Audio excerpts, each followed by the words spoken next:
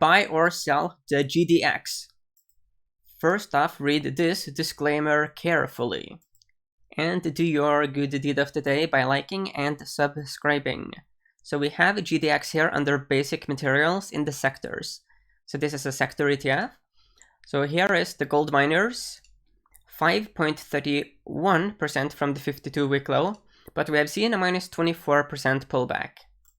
So this ETF just absolutely catapulted onto my radar because something very, very, very interesting is happening at the moment. So let's zoom in and draw that major pattern. So we have super support. So let's just draw that in. So this red 200-week moving average, it's been good resistance, but most importantly now, it has been a very good support in the past. Buy, here as well, and here.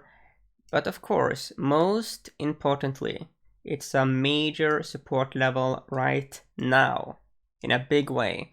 So this is extremely interesting. So we have bounced from support at an obviously important moving average. The interactions here on the chart are very clear, sometimes even surgical. So this moving average, it does have legitimacy.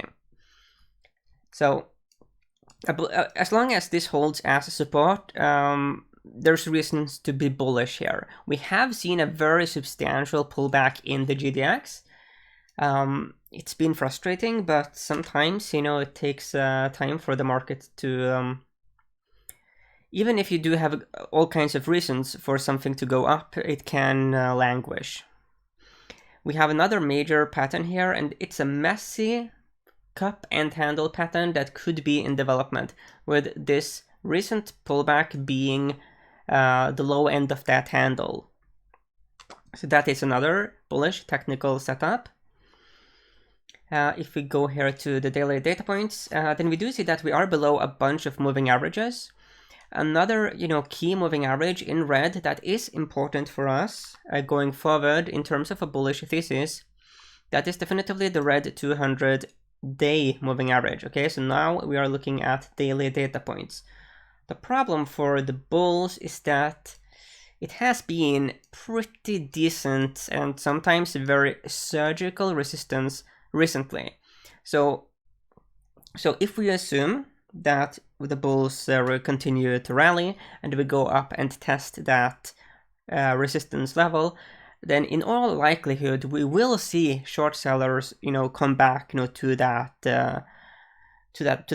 fountain and just try to get more gains.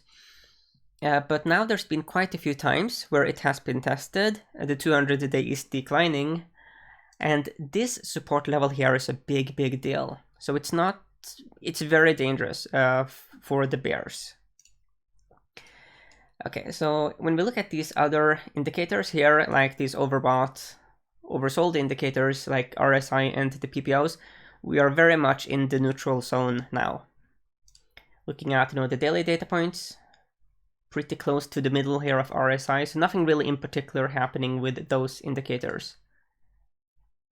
Like you can see here that, the MACD is very much coiled. What is interesting to see here is that the accumulation distribution is actually flatlining here. So let's draw it in with the right color. So you can see here that, there definitively are buyers. So something is afoot. Probably some institutions building positions. Okay, so let's explore further. So then we go to the seasonality. Over the last 5 years, February is a very weak month. March, April, May are strong. Over the last 10 years, then we do see that February is weak, with an average loss of 0.4%, but the average loss isn't really that dramatic though. March tends to close higher, but usually has a loss. Then April is very strong. Over the last 17 years, then February closes higher 40% of the time. In this instance, on average, we do see a 1% gain. March and April are more bullish than bearish. And it's very important when looking at seasonality to look at what usually tends to happen in the other months. So when you take the average here, then you could make a case that the coming months, especially March and April, are stronger than the average month for GDX. The weakness is obviously a result of the downtrend that's been affecting gold and also, of course, GDX. So here are trend lines in play. We do have a diagonal trend line here at the moment that could offer support if we pull back. Here you can see the performance, minus 15% over the last year. Things have been rough for the GDX. When we compare the GDX with the XME, so the XME is the metals and mining ETF, then we do see here in terms of beta is that beta is actually substantially lower here for GDX. XME, the beta is 130% higher, which means that the XME is way more volatile. Price earnings is much lower on XME, and the dividend on the GDX and the XME are pretty mediocre. So the GDX gives you some hedge, but very limited. Let's now look at the holdings. So here you can see to the right and to the left. So GDX here, you can see that in terms of market cap breakdown, it's way more diversified than you might think, because you do also have the GDXJ, which is for the junior miners. And many think that the GDX is pure large caps, but no, you can clearly see it is not. XME is also fairly diversified. In terms of exposure, you are quite heavily tilted towards North America, Canada, and the United States, but more diversified than XME.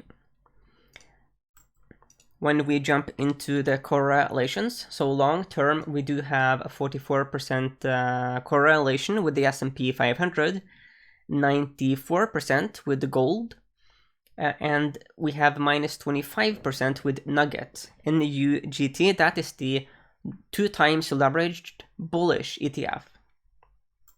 And then there's a minus 62% relationship with the US dollar index. Looking here at the daily data points, minus 17 with SPY, 54% with gold, and here we do have a 99% relationship with the Nugget, the double leveraged ETF. So they do track each other pretty darn well, while a Nugget tracks GDX pretty well short term. These are very high correlations. But you see that there have been some periods where there's been some severe disconnect. And then there's minus 51% with the dollar index. So given the correlations here, we could safely assume that what happens with gold is going to have the biggest impact on the GDX. So let's now look at let's look at gold like that. So gold, we look at the futures and do some quick technical analysis. So gold is, it's stuck here in this massive consolidation range. You do have resistance here from the blue 100-week moving average. And looking at the daily data points, then the 200-day moving average in red is very likely to offer some resistance. If I were to sum up my take here for the GDX, I think that the moving average support we found, the red 200-week moving average, this is a huge deal. Yeah, we have seen a big pullback to that support level. So as long as it holds as support, there's very good reason to be bullish here. The seasonality is messy. The seasonality could mean that due to the trend in February, it might be that February could be a bit rocky, but looking a bit further ahead, then the seasonality was very decent. The fact of the matter is that we tested support this week. I mean, we did find that support and are bouncing, so that's just the way the market is behaving. Sometimes the trend happens before it's quote unquote supposed to happen. Sometimes it's delayed. So it could be that there are market participants now that know that there is some decent seasonality on the horizon. They see support and they just want to get in early. So yeah, I think that there's way more reasons to be bullish than bearish on GDX at this point. And we do have a very clear stop level here in terms of what would invalidate the bullish thesis.